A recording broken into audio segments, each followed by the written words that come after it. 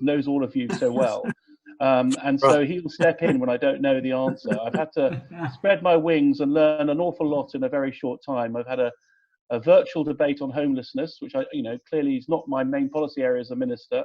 My responsibilities are for building safety, fire safety, and also for communities, which includes the role of faith minister. So it's been learning a new brief very rapidly. So I'm very much got an L plate. So Akila, I know that you're a great entrepreneur and a social entrepreneur, but the first thing you learn if you're successful as an entrepreneur is not to speak too long and not to come up with stuff that you don't really know about. That's really good advice. Thank you so much. So I'll ask Kareem Sakur, who is an independent member. He has a question to put forward to you. Thank you. Kareem, would you like to speak? Thank you. Thank you, Akila, and good evening, you all.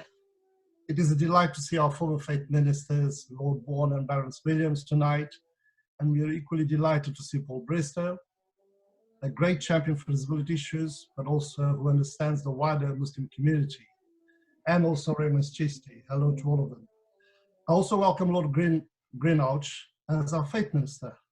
We have met before, more recently at Julian Gallant's place in Acton. Oh, yes, yeah. Yeah. Congratulations on your appointment. A small world. What a small world, isn't it? Stephen, sorry if you may. Anyway, the music tour was a good evening. And hopefully Julian's joining us tonight, by the way. Great stuff. Yeah. So the question is for you, if I may, Lord Greenouch. Considering the important work and progress made by your predecessors with regard to anti-Semitism, Islamophobia, and all forms of hatred, what are the current and new challenges that you think we face, and how best can the government address these challenges? Well, first of all, I have to pay tribute to my predecessors, because the first thing you get as a new minister is you're told how great your predecessors were at doing everything. So my friend, Noble Lord Bourne, I know Baroness Williams is on the line, who helped me. So the first thing I've got to do is make sure we don't unlearn the good things that government has done. And that's government of all parties, both the Labour Party for the first decade and us in the second decade, in coalition with the Liberal Democrats. So all three parties have been involved in government, that we don't unlearn the good things that we've done. What I'd say is that this is not just a central government endeavour, and we've got to understand the role of government. I think government sets the tone and sets the policy, and then we need to make sure that all layers of government march in step with what's right. And tolerance, stamping out on hatred of all forms is right.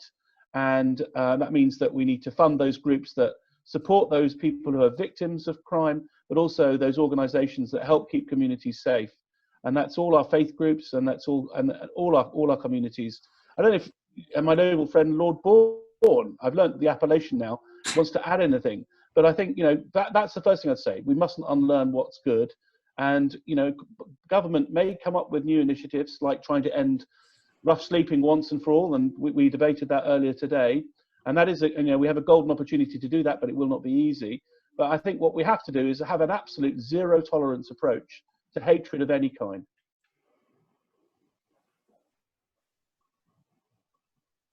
Thank you, my lord. Thank you very much. Thank you so much. I'm now going to hand over to Baroness Susan Williams. So Baroness Susan Williams was a Minister of Faith at the Ministry for Housing and Local Communities, Local Government and Communities, and she is now a Minister of State at the Home Office. So Baroness Susan Williams, thank you so much, welcome. And I'd like to hand over to you now to say a few words.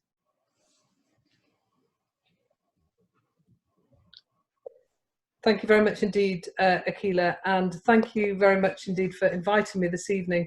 It's lovely to see so many friends as well as colleagues. Kareem, it's lovely to see you. Akila and Imam Kari, obviously, I see and hear from you from time to time. Thank you, Ramadan Mubarak, and thank you very much indeed for allowing me to say a few words tonight.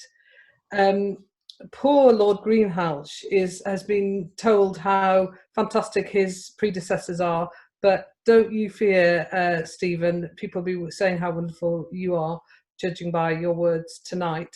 So we've got great hope for you. I just want to reflect on really how difficult everything has been for everybody, and then just talk about the positives of what have come out of this, because right at the beginning of lockdown, I know Muslims were really concerned that burials might not be able to happen. I, as a Catholic, was worried about that. And I know that the Jewish community were worried about that. And actually, because of some of the leadership from the Muslim community, I think that side of things has gone very smoothly. People are having their religious wishes observed. But I must confess, when I saw the funeral of that poor little 13-year-old boy, it felt immensely sad that his mother couldn't be with him because she had to self-isolate. Lord Greenhalgh himself lost his mother to coronavirus, and I think you as well, Stephen, had it too. Iftar Karawan, a former member, I don't know if he's on the on the Iftar tonight, but his brother also sadly died. So much tragedy has happened here, but actually so much goodness as well has come out of it, and actually some of the principles of what Muslims believe in through Ramadan has happened.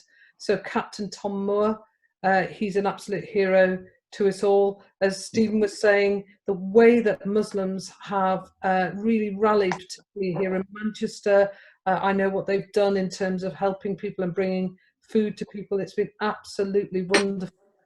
It's it really is inspirational, and how the leadership that you've shown in terms of making iftars happen, even though we can't be with each other, we are with each other, and so some of that ingenuity and innovative thinking has actually made things happen, albeit in a virtual way. So thank you all very much indeed. I just want to really finish by saying that the work that you guys do is really, really appreciated by government. I know that Akila, because I see all the time on social media, and you, Imam Kari, I know the leadership that you show in trying to promote cohesion throughout society. And I know that Imam Kari, you're doing your work on Islamophobia at the moment, and we look forward to seeing the outcome of that. But I think mostly what we need to understand in this day and age, with so much fighting against it, is that as a British society, we really admire and support all the work that you do, and we really uphold the view of religious freedom, the right of people to practice their faith, and if they have no faith at all. So thank you, and keep on doing the brilliant work that you're doing, and I hope you have a happy Iftar. Thank you so much, Baroness Williams. It was really good to hear your thoughts, and really really appreciate your kind words. And also, I think, you know, I can say on behalf of communities that it's always really reassuring for communities to hear when they hear government talk about their support for tackling anti-Muslim hatred. We've got a question for you. I'm just going to ask it and put it forward to you. So the question is, what priorities do you feel government and faith communities need to work on over the next few years?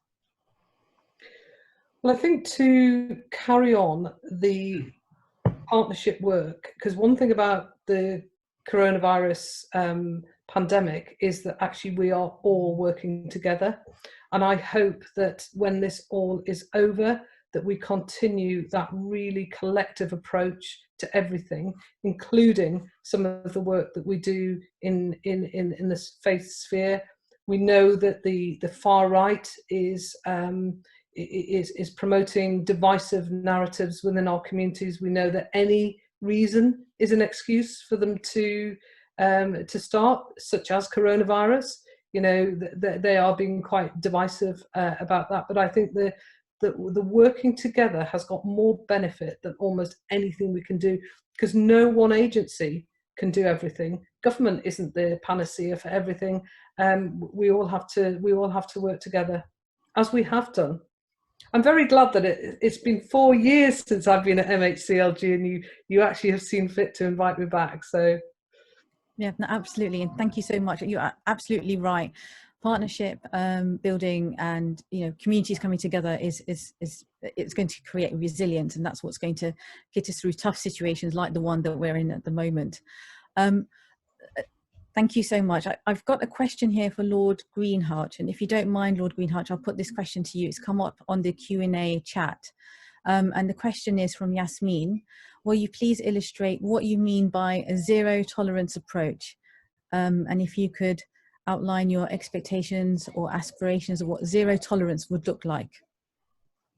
Well, I mean, okay, that's a good question. I'm being questioned on the political soundbite, but what I mean by that is that, first of all, our British Muslims have the confidence to come forward to the police that enforce the law, and anyone that breaks the law, they will feel the full force of the law, whether that crime is committed online or is some form of assault on, whether it's anything that involves breaking the law. One of the things that we all understand is that we have to uphold the law and protect and support all our communities, including the British Muslim community. That's what I mean by zero tolerance. Thank you so much, and thank you for clarifying your comments. I would just now like to ask, we are joined actually today by Paul Bristow, who is the Member of Parliament for Peterborough, and I would just like to ask Paul to talk to us for a few moments, because he has been partaking in Ramadan this year, and then after Paul will speak, we will have a question from one of the independent members. Over to you, Paul. Well, thank you very much for the opportunity to join you today. You say that I participated in Ramadan. I've got a confession to make. I only fasted for the first week of Ramadan, but I fasted today because I knew I was doing something special today, and I've raised quite a bit of money for a charity in my constituency in Peterborough called the Children of Adam, and they do wonderful things for people in this country and abroad. So it's important to just to note that. But there are 20,000 Muslims that live in my city, in Peterborough, and these are my neighbours, these are my friends, these are my fellow activists in the Conservative Party, and also their community workers. And I grew up with these people because Peterborough is the city I grew up in. And I just really wanted to understand a lot more about what so many of my constituents undertake each and every year. And I know what Ramadan means for them, and that's why I did it. I'm the MP for Peterborough, and this is the best job I'm ever going to have. I've got it for 4 years. Hopefully I've got it for 24 years, but I've definitely got it for 4 years. And for me, I'm just one of these people who can't say no to something. And when the idea kind of floated that I should kind of participate in Ramadan and try and learn about what so many of my constituents undertake, I just simply had to say yes. And what have I learned? Well, I've experienced probably two sides of the same coin. I've only peeked into a window of perhaps many Muslims in my constituency face each and every day in terms of Islamophobia, because I've had so much support, so much positivity, especially from people of the Muslim community in Peterborough and globally as well. But I've also had a degree of negativity we talked about from the far right. Someone mentioned that they would use any excuse to forward their message of hate, but also, if I'm being honest, from the far left as well. I've had all sorts of different comments from both extremes, which were unwelcome. And I'm the sort of person who typically has the skin of a rhino, and you can talk to me on social media, it doesn't bother me. And that's not necessarily a good thing, because we shouldn't always tolerate that sort of behaviour, because it puts off so many good people from entering into politics. But even I began to feel slightly down and depressed sometimes about some of the negativity that I had from people on social media. And then, I understood that Ramadan was a lot more than just about fasting, a lot more than just about not drinking or eating. It's also about positivity and positive thoughts, and even engaging with that sort of negative rhetoric. I tried to think more positively about the people who were engaging me. And obviously I understand it's also about charitable giving and trying to think more positively about your fellow man, and for Muslims, and I'm not a Muslim, but for Muslims, it's about being closer to God. But these attributes of mental strength, of charitable giving, of positivity, they're not limited to just any faith, and it's just one faith, and these are attributes of people with from any faith and no faith. And so doing this and having this experience has generally meant a lot. One thing I do sort of regret from doing this, I thoroughly wanted to go into every mosque in my constituency, of which there are 5 big mosques, and I wanted to have iftars with so many of my constituents at those mosques, and I was unfortunately not able to do that. But just the last thing I would say is the positivity that I had from my community by doing this has just been overwhelming, and I've learned such a great deal, and it's been incredibly positive. Just one last thing I'll say. Obviously, I wanted to understand what so many of my constituents undertake, and I've said that a couple of times. But the one thing that was probably slightly unique to my experience is that I'm not a Muslim, and obviously no one who I live with is a Muslim. And each and every day I was also cooking for my children and for my wife. And I can assure you, fasting when you're cooking makes it slightly more difficult. But look, I thoroughly enjoyed the experience. I've even enjoyed it today, safe in the knowledge that so much money has gone to a charity in my constituency. And so thank you to all of you who gave such support, and I'm happy to answer any questions about my experience. Thank you so much. And I can totally relate. Cooking while fasting is not easy to do. Definitely makes the tummy rumble. I'm just going to ask Yusuf Al-Khoui, who is also an independent member on the Anti-Muslim Hatred Working Group. He's got a question for you. Well, thank you, Akila, and thank you, Paul, for your explanation. You have already answered a question I was going to ask you about your reflection on fasting. I'm going to change the question now and say that as Muslim community, we have really done quite well in these difficult times to show our attachment to the country, and a disproportionate number of our people have died on the front line.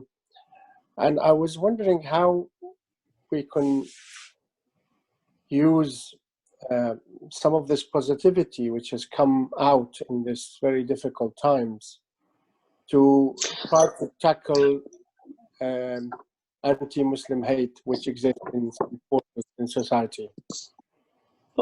Yusuf, that's a really important question. I just want to pick you up on one thing you said there. You said that the Muslim community have confirmed their sort of support during this difficult time, or the contribution they're making. Well, it's unfortunate that you kind of feel that Muslims often feel the need to have to make that point, because we are one country, we are one people, and I don't think sometimes any one community needs to continually try to reference the point that they're confirming their loyalty to one. I mean, and unfortunately, perhaps more than any other community, that's at the moment hitting Muslim communities, that they feel sometimes the need to keep having to say that. Because I always talk about my city as being, one city, and there's lots of different people from different backgrounds in my city. We come in different shapes, different sizes, different colours, different creeds. We speak different languages, but we are one city.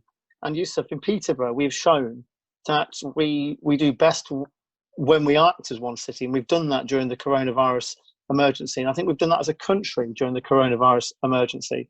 So many takeaways, restaurants, businesses in my city are giving away free food, free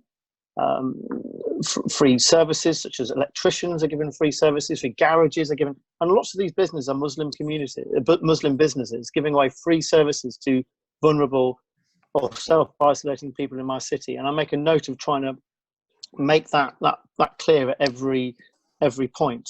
I just hope, perhaps, at least in a small way in my city, in the same way that we all think much more positively, I think, about those who work on the front line of our NHS and our social care service after this coronavirus emergency. I hope that because I and the Muslim community themselves have positively promoted some of the work that they're doing in Peterborough during this time, people in Peterborough will think more positively about all communities that we come together, because that's what's important. And I always use that language as one city. Just a final thing. I'm really keen to make sure that Muslim voices in my city are heard during any work that's going on about trying to create a working definition of Islamophobia. And Yusuf, I'd like to talk to you after this iftar if I can, to see how I can ensure that happens. And with my old friend as well, Stephen Greenhalgh.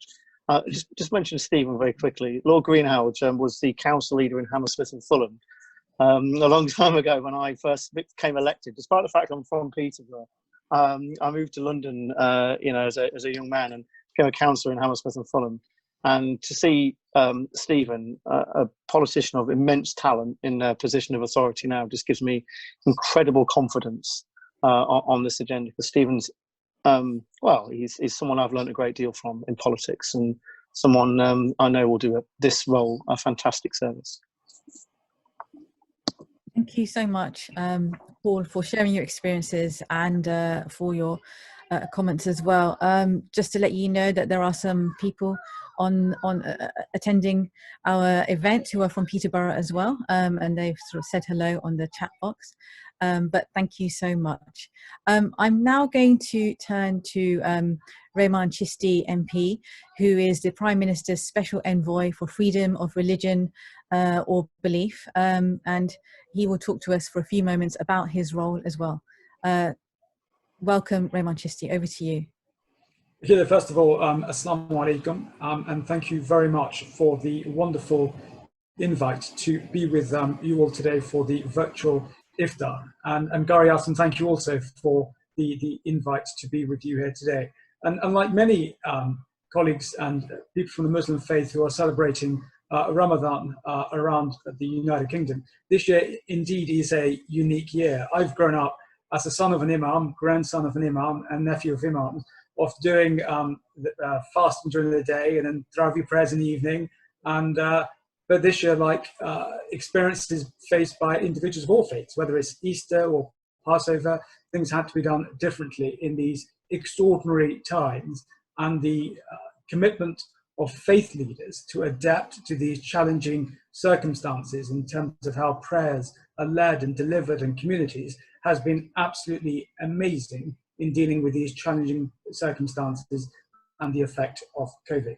The work which I do for the Prime Minister, as the Prime Minister's Special Envoy for Freedom of Religion or Belief, is a role which was created in 2018, firstly occupied by Lord Ahmed, and then this Prime Minister said he wanted one person doing a specific role based in the Foreign Office. Lord Ahmed was doing this role, and along with other ministerial responsibilities, and did a great job. But Prime Minister said he wants one person dedicated to leading on freedom of religion or belief for the United Kingdom around the world. So the work that Lord Greenhalgh does, and Lord Bourne did, and Baroness Williams did, was leading on the domestic agenda for the United Kingdom. The work which I do is leading on the international level of promoting religious tolerance and acceptance of one another. It's delivering on the Bishop of Truro's report, which is, has 22 different recommendations, and its core emphasis is promoting freedom of religion or belief around the world. And for us in the United Kingdom, a key plank of our foreign policy and what we stand for is about freedom, liberty, and respecting one another and one another's faith, or individuals who have no faith at all. And it's dealing with the issues of discrimination around the world, of where individuals are persecuted for their faith, whether that is through torture, whether that is through discrimination, through lack of basic services, whether it's forced conversion. There is so many different ways where individuals are either discriminated or persecuted. And the work which I do is working with our diplomatic network, our brilliant diplomatic network around the world, and identifying areas where the individuals are being persecuted for their faith, looking at specific countries, looking at NGO data that we have from across the board, and then adapting our policy to ensure that we can take effective, swift action. And I'll give you an example of that. You know, what we have seen with COVID-19, we've seen the religious intolerance around the world where misinformation has been applied to certain faith communities. We've seen that with regards to the Muslim community, where there was absolutely ludicrous false assertions to say that the Muslim community was spreading COVID-19. Absolutely utter nonsense, but it's responsibility of international stakeholders. So for me, as the Prime Minister's Special Envoy, on the 5th of February 2020, I signed the United Kingdom up to a 26-member International Religious Freedom Alliance with the United States and countries from Europe and Africa. There's 5 Muslim countries on that, so that we can work together to take appropriate, quick, swift action where individuals are being targeted for their faith. Same thing applies. We saw that with misinformation and intolerance pushed by some with the Muslim community. Same thing happened with the Christian community and also with the Jewish community as well. So for us, the United Kingdom, promoting religious tolerance, taking appropriate, swift action, whether it's bilaterally or through working with other partners, the United States, the Netherlands, EU partners, through the UN, through the Human Rights Council, or the OSCE. It's the United Kingdom, post-Brexit, global outlook, a key plank of that is standing up for freedom of religion or belief as part of our global human rights outlook commitment. And the thing which I want to follow also on from Baroness Williams, it's both at home, when we develop policy abroad, is working with key stakeholders around the United Kingdom. So we've got Yusuf here, who comes to the faith roundtable events I have with the NGOs, Aid to the Church, CSW, you had Kari Asim, you come to that. You have people from the Hindu and the Baha'i community, they come to that. Because as we look to develop our policy around the world on addressing intolerance, it is absolutely vital to engage and interact with faith organizations here in the United Kingdom who have, their pulse on issues around the world as we develop our policies. So for us, whether it was at home on the issue of burials we saw with COVID, as Baroness Williams mentioned, I had that on my desk, working with parliamentarians across the board to then ensure that those measures were amended in legislation to say that individuals will not be forced to be cremated, and individuals' faith wishes will be respected. The other thing we're doing around the world at the moment, working with international partners, is pushing countries to release religious prisoners of conscience, at this difficult, challenging time. So we're working on that internationally, and also addressing the issue of misuse of information in this period to target specific faith communities. I just want to say a big thank you. I see Lord Bourne here, and I used to work with Lord Bourne when I was the Vice Chairman of the Conservative Party for Faith and Communities, and he was our brilliant minister for faith and communities, and had the wonderful Hirani Patel working with him on the issue of faith and communities. And I think when you're in politics and you're in a position to change policy, it's absolutely vital that faith communities feel that they're being heard. You may not be able to give everyone what they want, but it's absolutely crucial that people feel that they're being heard. And Lord Bourne, from the time we worked together, you had a brilliant reputation of listening and engaging with faith communities across the board. And I know the same with Baroness Williams, but it was Lord Bourne who I dealt with at that time. And I no doubt Lord Greenhalgh will do the same from his track record in London. So I want to end on saying a big thank you to the Muslim community, not just now in this COVID period of going out there, like all others, supporting vulnerable individuals in whether it's providing food, like Paul has said from Peterborough, or businesses access.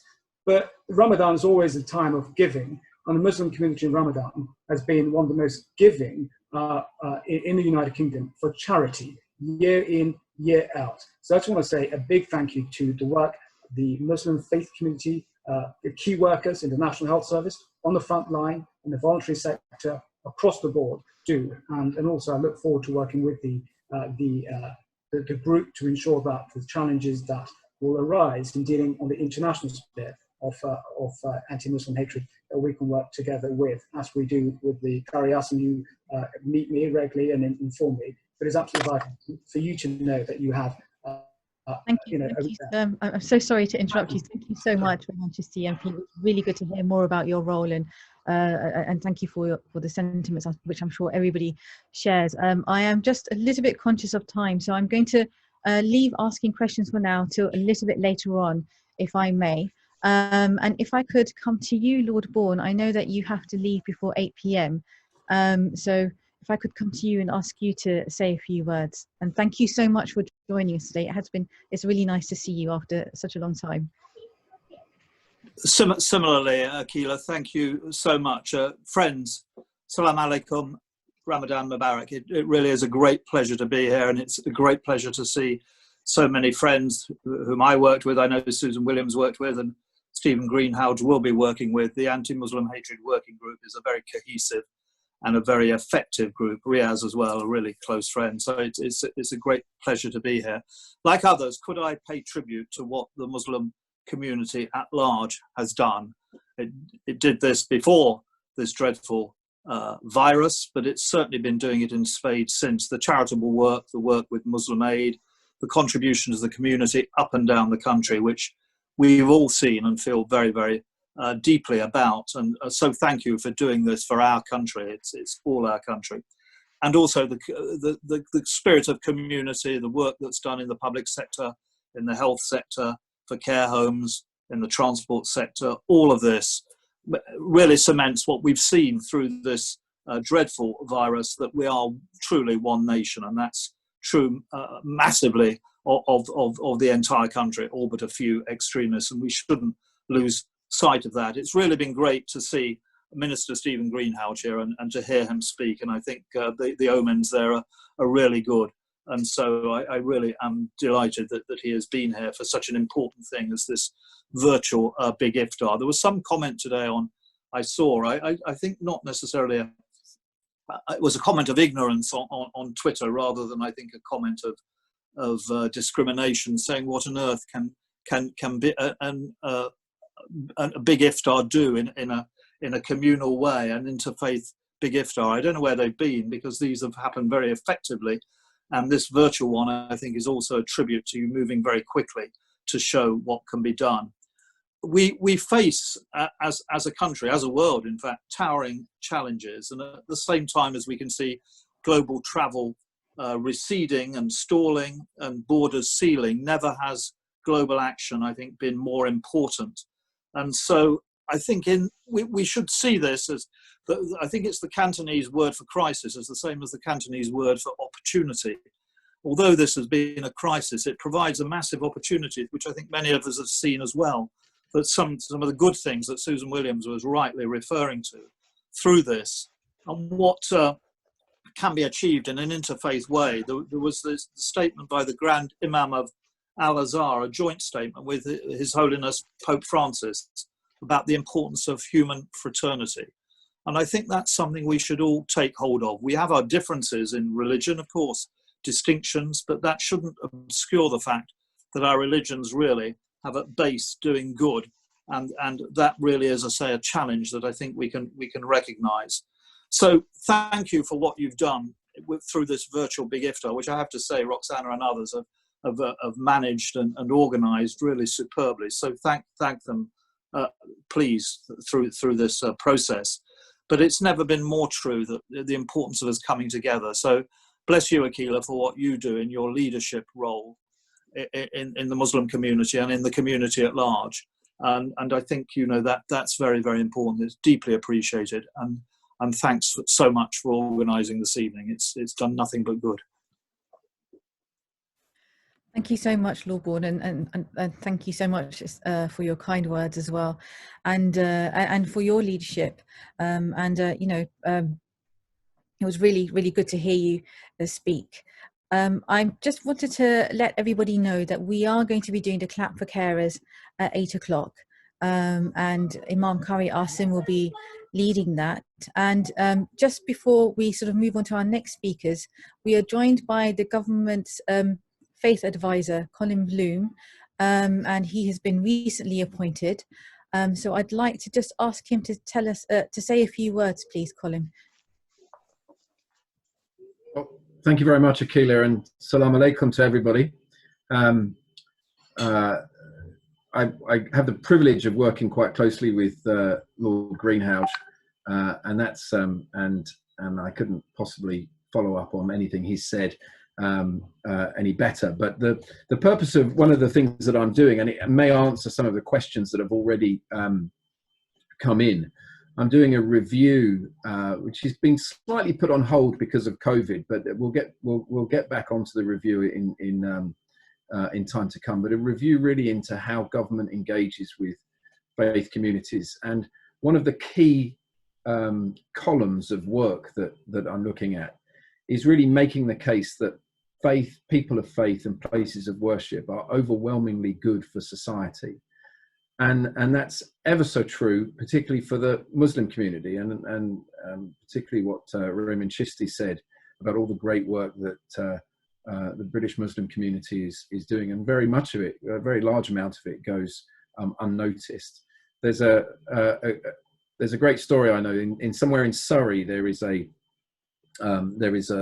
food bank, and 98% of British food banks are in churches. But this food bank, every time they run out of money, the local mosque bails them out. And when I asked the imam why did they not want, and they say we don't want any, don't tell anybody that we're doing this. We want to be very sort of discreet about it. And I asked the imam why was he doing that, and he said, we have a lesson in Islam, which is a principle in Islam that it's a bit like yours. He said, your left hand shouldn't know what your right hand is doing.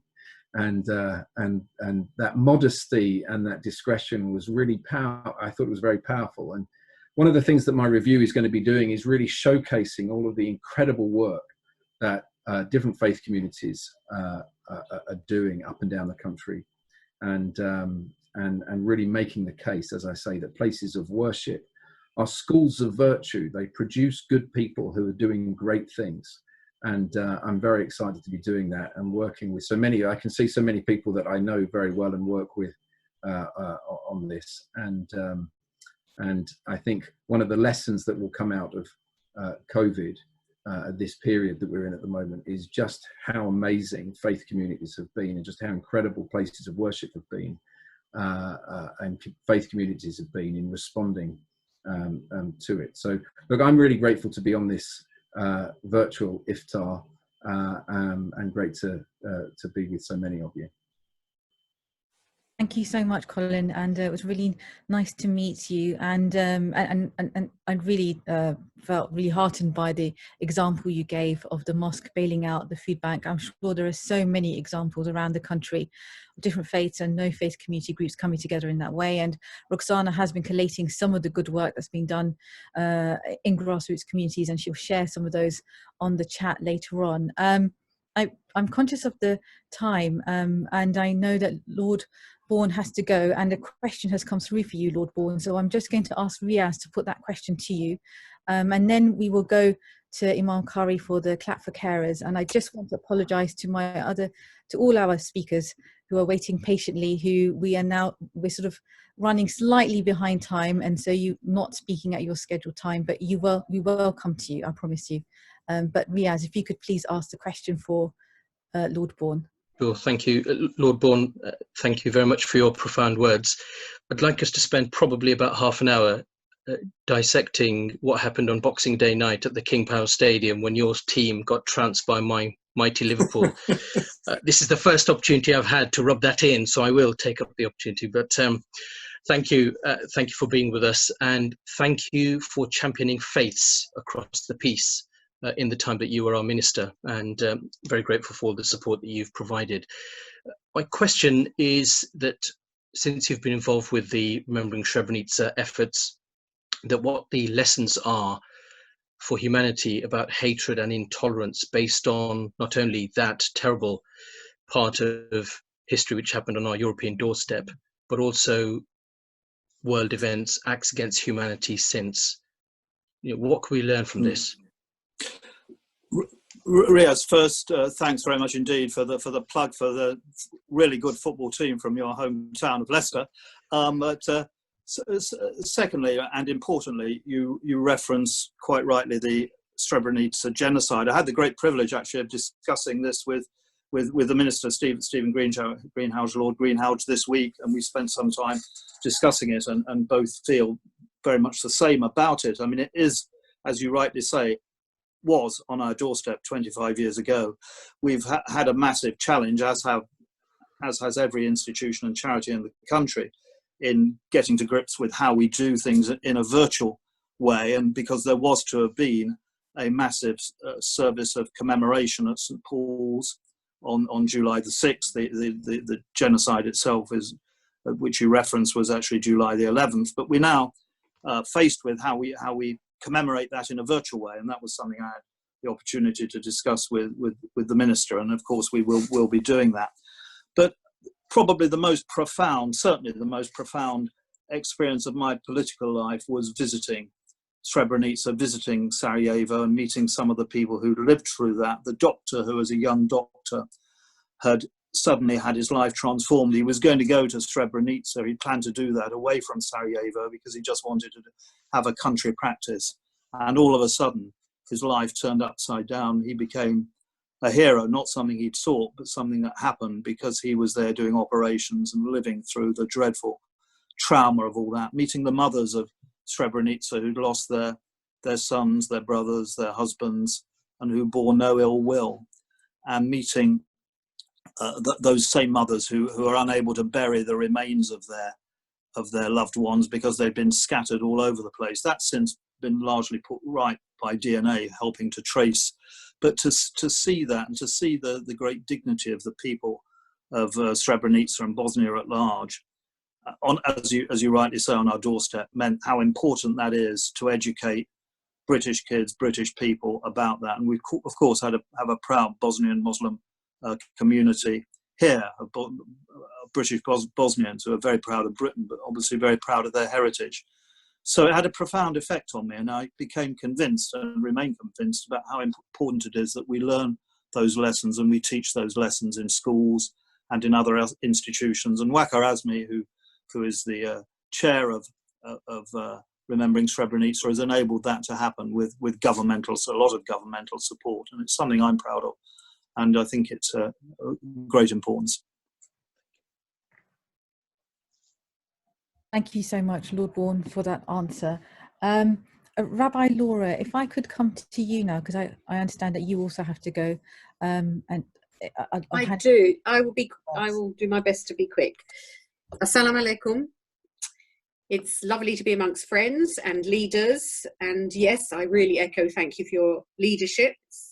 It's not that you're good with faith, it's that you get it, and it's a delight to be in the same world working together, very much.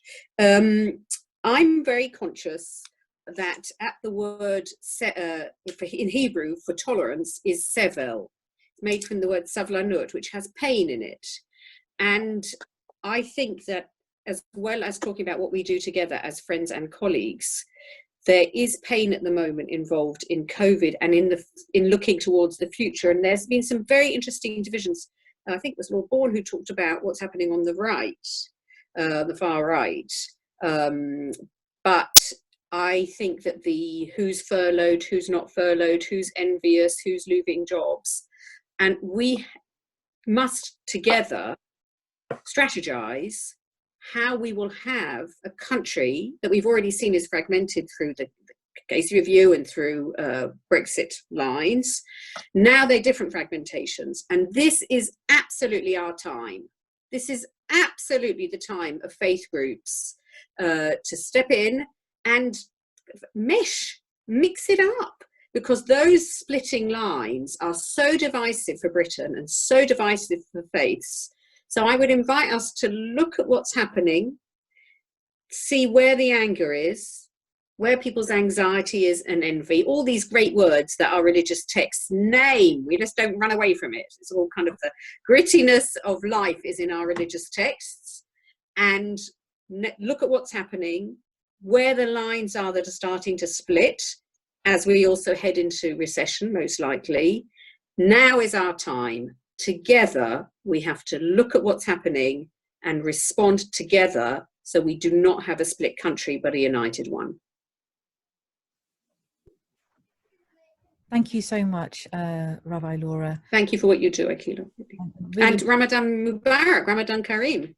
Thank you. It's been tough, and you're right, there is pain, and I think we feel that, but there is also huge comfort in knowing that we are all in this together in the country. And Ramadan provides some mercy for us as well. On that note, I'd like to hand over to Imam Kari Asim, who is going to lead us into the clap for carers. Thank you.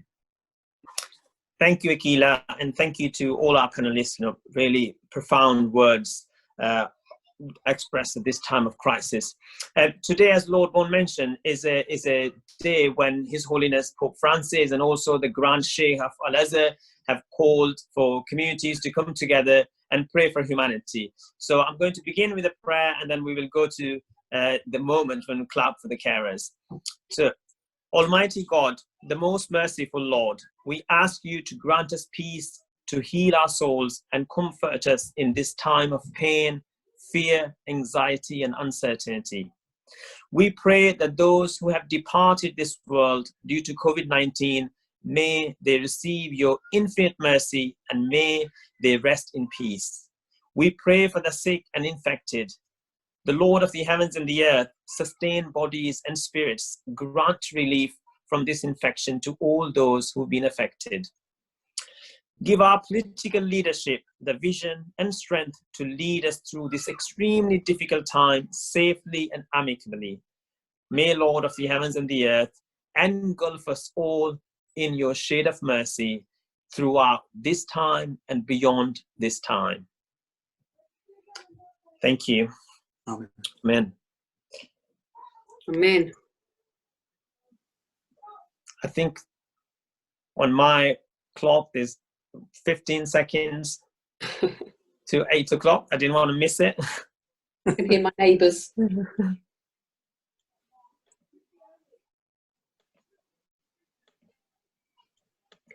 If you record the Zoom, then we can send that out, actually. Right, I make it 8 o'clock and I can hear.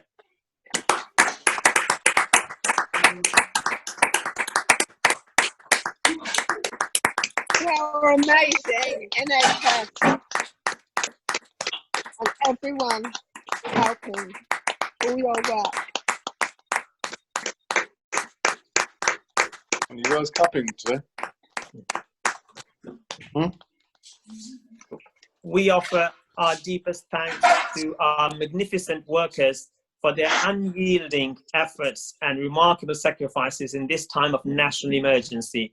It makes us proud to witness the strong sense of community and the British spirit of never giving up in the face of such adversity. Thank you to all the frontline workers. Amen.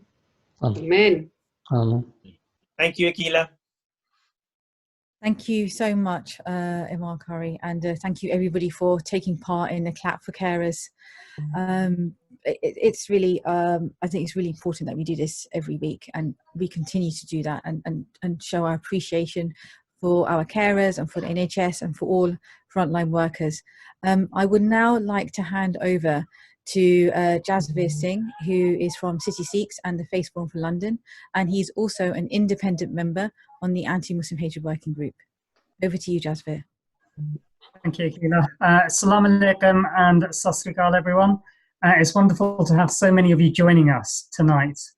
I would say that lockdown has reminded all of us as people of faith and of no faith of the fragility of the world and of society around us, as well as the need to be able to work together during challenging times.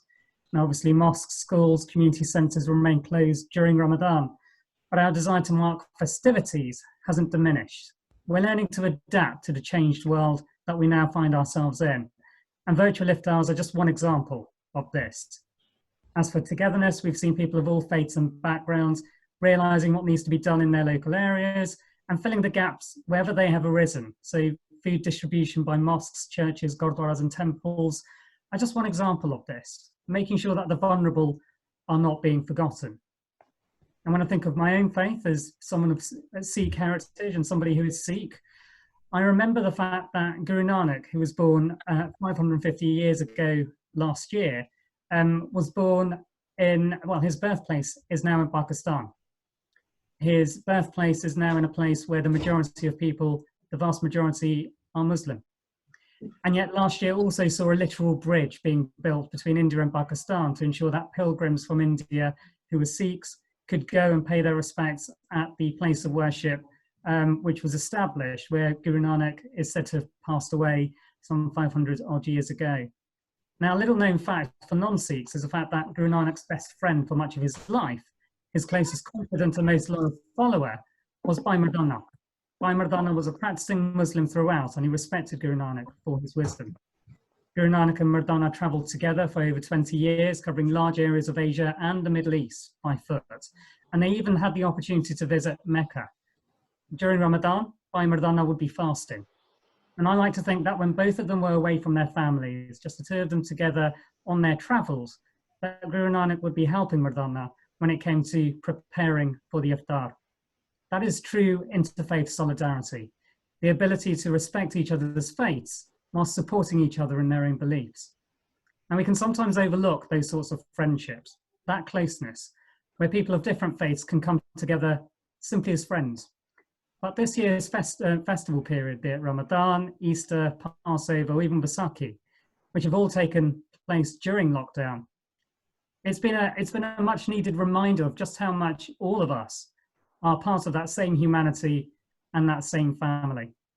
During COVID-19, we've seen it's had a profound impact over the last few months, and there have been obvious concerns about the disproportionate impact it's had, or it appears to have had, on people from BAME backgrounds. Key workers have been particularly badly hit, with a large number of them coming from minority ethnic backgrounds themselves, as well as within wider society. And it's still not clear why that's the case. So it's important that we find out why they have been so badly hit and what can be done to tackle the inequalities being faced by people of colour in society today. As people of faith, as well as those of no faith, we all have a duty to ensure that we support each other through the good times and the bad times. And in fact, especially through the bad times. And that means being aware of the inequalities we find ourselves surrounded by and ensuring that we can provide a way forward that puts all of us on a level footing. And I'd say that's one of the principles that underpins the work that we do at the Anti-Muslim Hatred Working Group, making sure that we can make society better for all of us. During difficult times such as now, it's important for us to also remain as positive as we can, especially when our mental health is being adversely affected by spending as much time at home as we are. And that's why I'd like to end with a quote from the Sikh scriptures. It's a Sikh prayer called the Ardas, and it's a prayer of supplication. And it ends with the words, Nanak says that with the Almighty's name, may we all remain in exalted and positive spirits. And with your blessings, may there be peace and well-being for everyone in the world. I hope those are views that all of us can agree on. Ramadan Mubarak. Thank you so much, Jaswir, and thank you for sharing that beautiful quote. I'd now like to invite Darshit, who is a member of the Hindu faith from Leicester, to say a few words.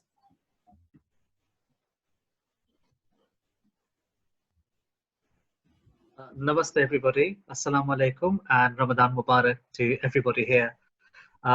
This is my first virtual iftar, my first iftar ever, so I'm very humbled and very privileged to be here. Greetings to fellow panelists and everybody who is listening in to us. It's really inspiring to see political leadership and faith communities working hand in hand and tackling issues that are very unpleasant, very hurtful, but are very much there in our societies.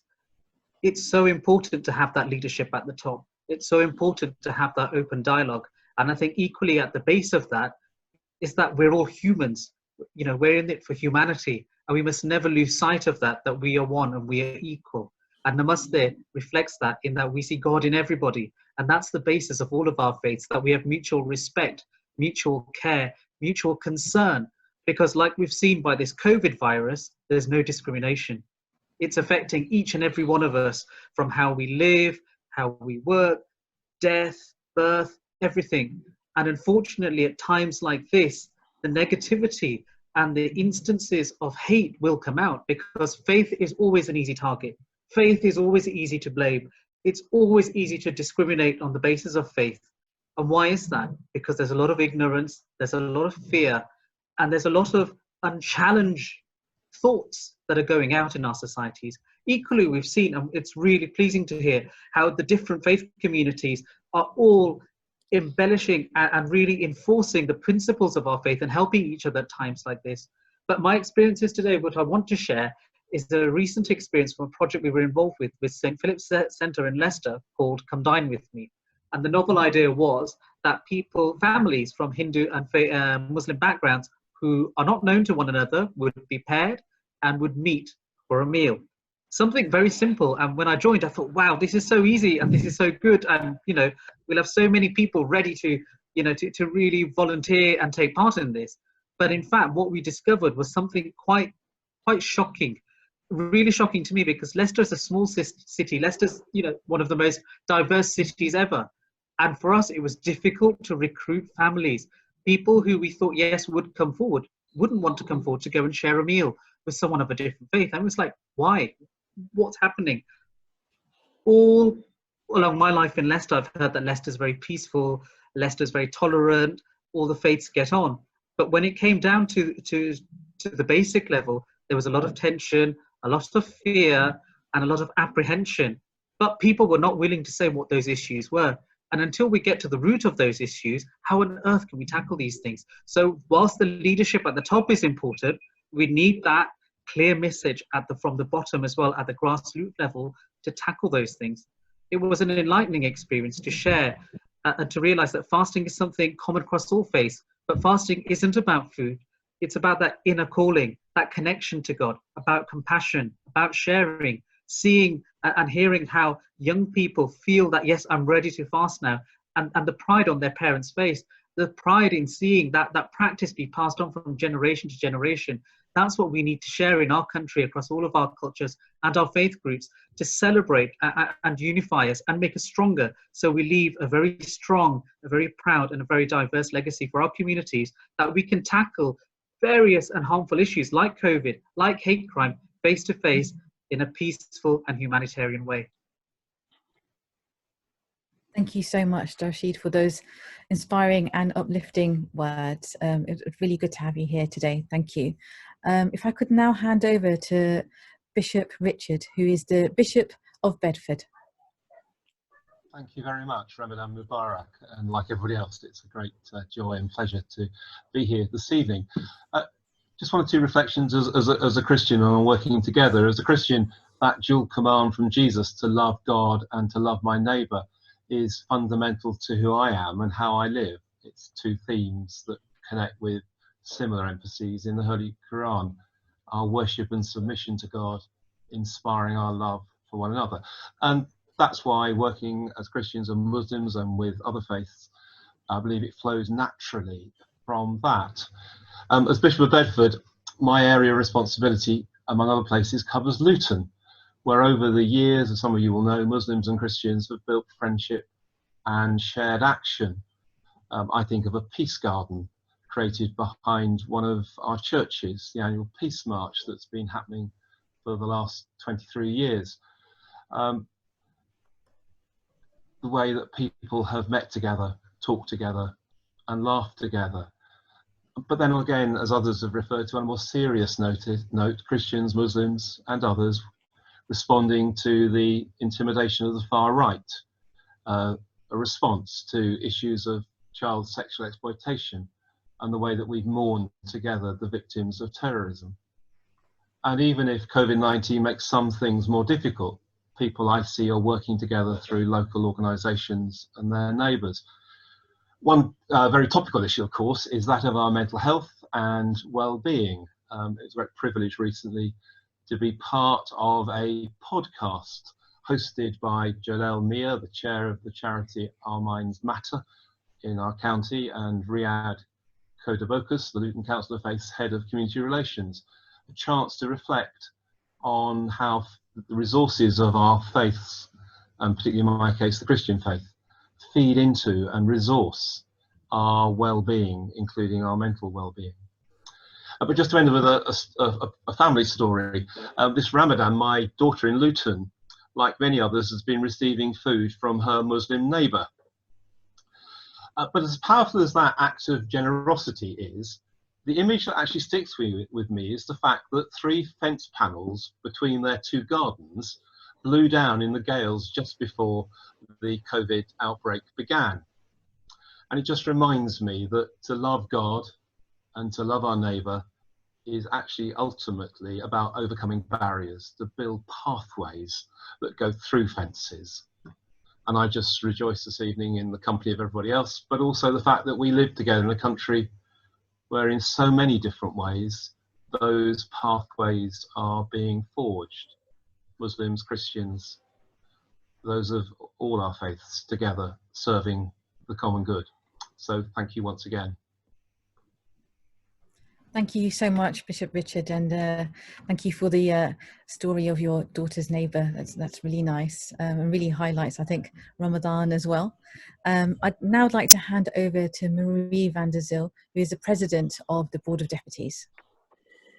Assalamu alaikum and Ramadan Mubarak, and thank you very much again for allowing me to join you tonight. It is the most amazing experience, and it's wonderful to see such good friends virtually. I particularly want to thank all the members of the Anti-Muslim Hatred Working Group, and thank you for all the excellent work you've done since 2012 to root out Islamophobia from society. And Roxana and Akila, you've done a fantastic job tonight.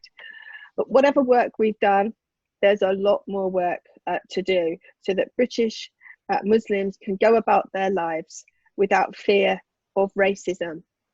And although at the moment we have to physically isolate, we cannot disconnect, and that certainly includes interfaith relations. So over the last few years, I've been invited to many interfaiths, and we've also hosted our own. And tonight, I was actually meant to be in Blackburn, but sadly, that will have to wait until next year. But even in lockdown, through organisations hosting events like the Anti-Muslim Hatred Working Group, Hope Not Hate, and the NAS Legacy Muslim Foundation, people are still able to come together online, and that in itself is a really wonderful thing. And talking about interfaith relations in Britain today, I struggle to think what could be of more important to us to get right than the relationship between Jews and Muslims and all that we have in common. And I have personally travelled the country visiting Muslim leaders and communities in places like Luton, Bradford, Birmingham, and throughout London. But we all know that despite the similarities in our faiths, all too often there is still a divide between Muslims and Jews. It's vital we bridge that divide, even at the most challenging of times, and that's why I'm really pleased to be with you tonight. And we've got to stand together firmly for challenges that we face together as communities to safeguard our religious freedoms, such as burial, which has sadly become even more relevant during this pandemic, standing up to racists whenever they attack Muslims and Jews, protecting our right to have halal and kosher food, and working together to make our Muslim and Jewish faith schools flourish. And I want you all to know that you can count on the solidarity of the Jewish community, and we know that we can also count on you. And at this time of fear and uncertainty, we must remember that humanity is resilient, fluid, and adaptive, and it is these qualities that truly unite us as a global community. Again, wishing you Ramadan Mubarak, and most importantly, that you and all your families stay safe and well. Thank you for letting me join you tonight. Thank you so much, Marie, and you are absolutely right. We're only ever going to be able to defeat hatred in this world if we come together, and there's so many commonalities between Muslims and Jews, and we have so much more in common, as Joe Cox said, the late Joe Cox. And I just want to mention that I'm a trustee of Nisa Nasheen, which is the Muslim Jewish Women's Network, and I'm learning all the time just how much we have in common between the two communities and also with the rest of our communities. I'm very conscious of time, so I'm going to hand over to Professor Imran now to talk for a few minutes, and then we'll have some time for questions and answers after his speech. Thank you. Thank you, Akila, and thank you, everybody. I'll try and keep it brief because I am towards the end of the session and I don't want to take too much time. First of all, it's great to be here. And before I talk a bit about our report that we did on behalf of the Anti-Muslim Hatred Working Group, looking at Islamophobia and COVID-19, I want to just start by some of the positive stories that emerged, and there was more positivity than there was negativity. And particularly, one image resonated with me online of a lady who had left grocery food for her neighbor, a Muslim lady, and her Christian neighbor actually said, "How much money do I owe you?" And you probably may have seen that notice. And she left a note back saying, "You don't owe me anything. We're friends. You're my neighbor. I would never ask any money of you." And I think that's really important. And one other thing I just want to mention, on my street, one of my neighbors, Margaret, who celebrated her 100th birthday just a couple of weeks ago, really was a positive thing. The community came out, wished her well, and we had a clap for Margaret at a social distancing, and we're planning a party for her later. So it's really important to say that. In terms of our report, unfortunately, there is still a level of hatred, particularly by the far right, and we saw these really crystallized in some of the conspiracy theories that were promoted, primarily around Muslims and mosques, and the fact that they were super spreaders of the virus. And it's interesting, Marie mentioned a point about Jewish and Muslim communities working together. And one of the things we saw was the anti-Semitic language also online, which was so similar to what we were seeing in terms of Islamophobia, that there was a conspiracy and that Jewish people were involved, Muslims were involved. And it's the point about working together and trying to rationalize and understand how we deal with that. But one of the things our report also showed was that social media companies must do more. Because, you know, if we went out and found all this information, we read stuff that was so horrific. You know, Muslims are a bigger threat than the COVID virus ever will be. And the fact that far-right people like Tommy Robinson were sharing videos that were shared over 10,000 times on Telegram, but the videos were fake. It wasn't a mosque. The mosque was actually closed, and the police actually substantiated that. So social media companies need to do more. And I suppose I end on that point that we've got to work together. There's no simple solution to eradicating hate crime online, but I think there's so much that we can learn from each other and work together. Thank you so much, Imran. And I can see that Roxana has shared a link for the report, so people can go and have a look at the report in their own time. So we have about 10 minutes left. So I'm going to now ask our speakers some questions that have been put forward. I'm really sorry that we're not going to be able to cover all the questions.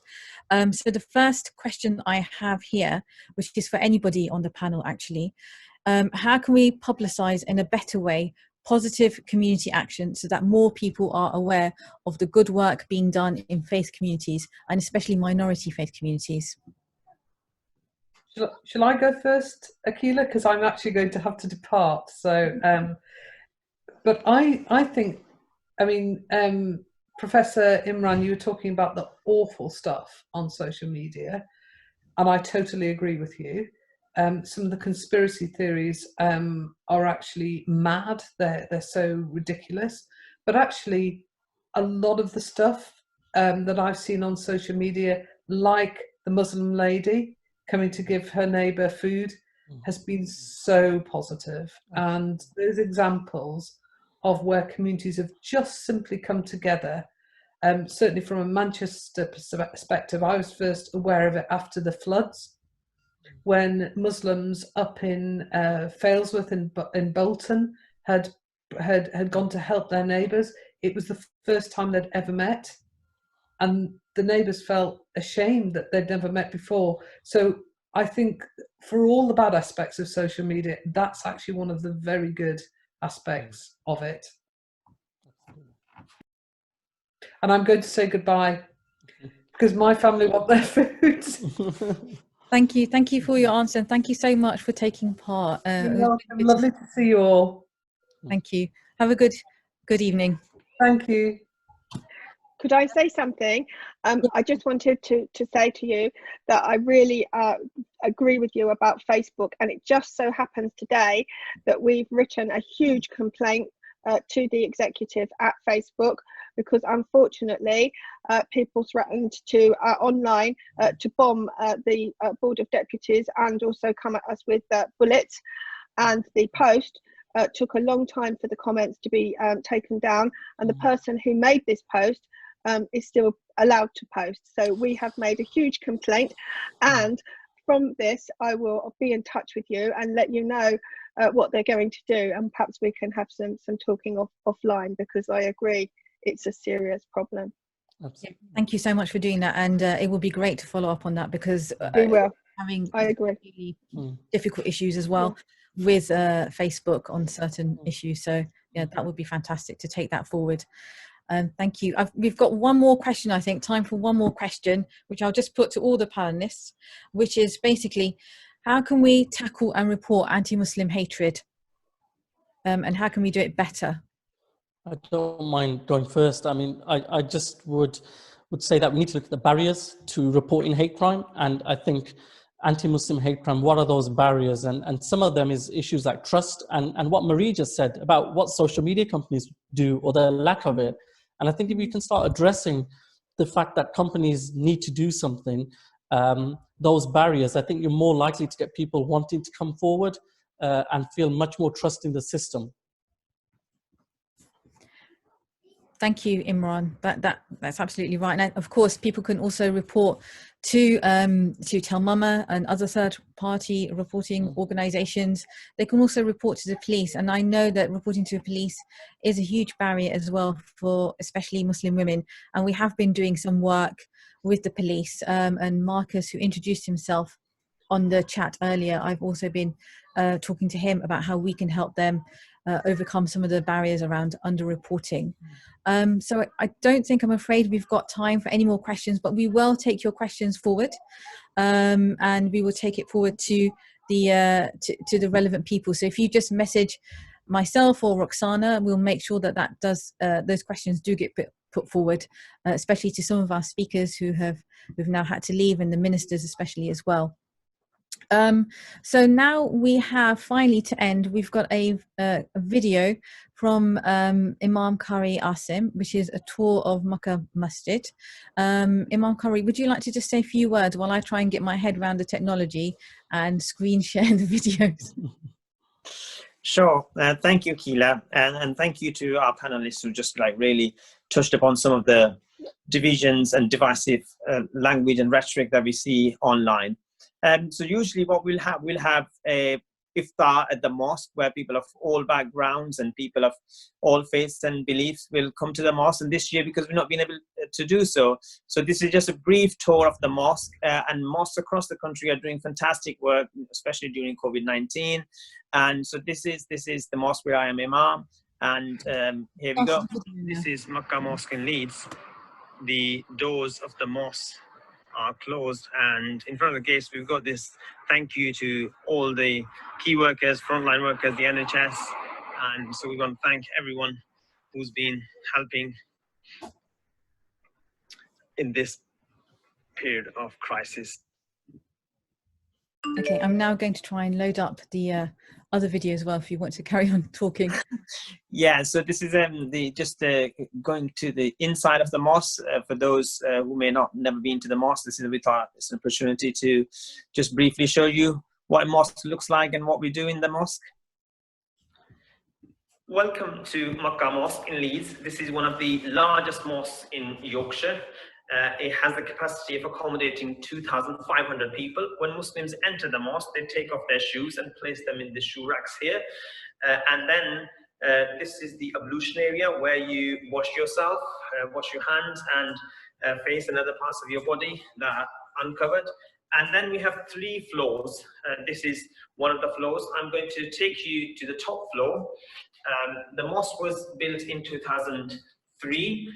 It was built with local donations, and this is not just a place of worship, but also a community hub where members of the community come together, men, women, children, and have spiritual guidance, but also come together on occasions to celebrate the festivals and weddings, as well as sometimes funerals take place here.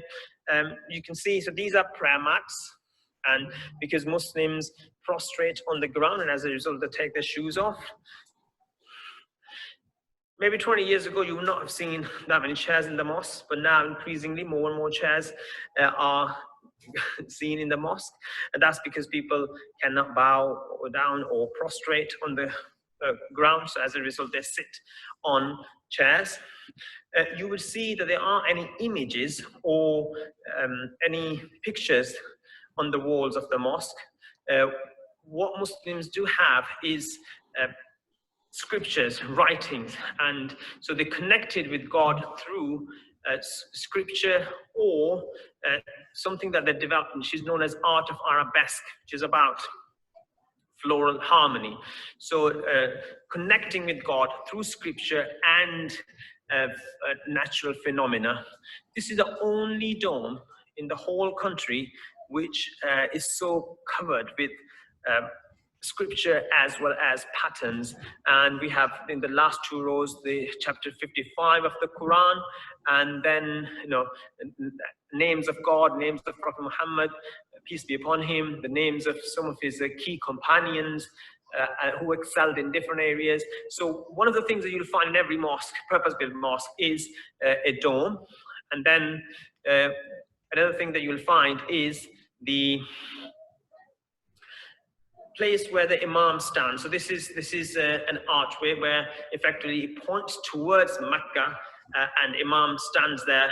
This is the prayer mat for the Imam, and then he leads the congregation. At any given time, there'll only be one Imam, and men and women in different parts of the mosque will hear the Imam or see the mosque through plasma screens, and then join in prayer. This pulpit, 3 steps, this is where usually Imam would either stand or sit down there, and so that people can see him from a distance. And so this is here something that we have, the Quran. So you'll find that on one side there's Arabic and one side there's English. And so this is a copy that people will usually read. And before mobiles, actually, people used to have very small pocket-sized Qurans. You can see this is the whole of the Quran, and people will put in their pockets, and especially when they're traveling, then spring beads and some other artifacts. So this is a very quick brief tour of Makkah Mosque. Thank you. Thank you so much, Imam Kari, for taking those videos earlier. And I just want to say a huge thanks to all of our speakers, and I want to say a huge thanks to everybody who attended and joined us for our first Iftar and our first virtual event. I'll now say goodbye to all of you, but before we end the meeting, I'm just going to hand over to Roxana to wrap up. Thank you so much. Thanks, Keela, and yeah, just to echo that, thank you so much for everyone who took part and listened. It was really interesting to hear you all speak, so yeah, I'm really honoured to be part of it. Just to finish, we're going to send an email around after this, and it's going to give you an option if you would like to be part of our mailing list. There you'll be given all the information about our positive infographics, which I have been putting together, and also the report that I co-authored with Professor Imran Awan. If you have taken any screenshots of our ugly mugs during this, then please do tag us in it in Twitter as well. And yeah, thank you very much for taking part. Yeah, thanks everyone.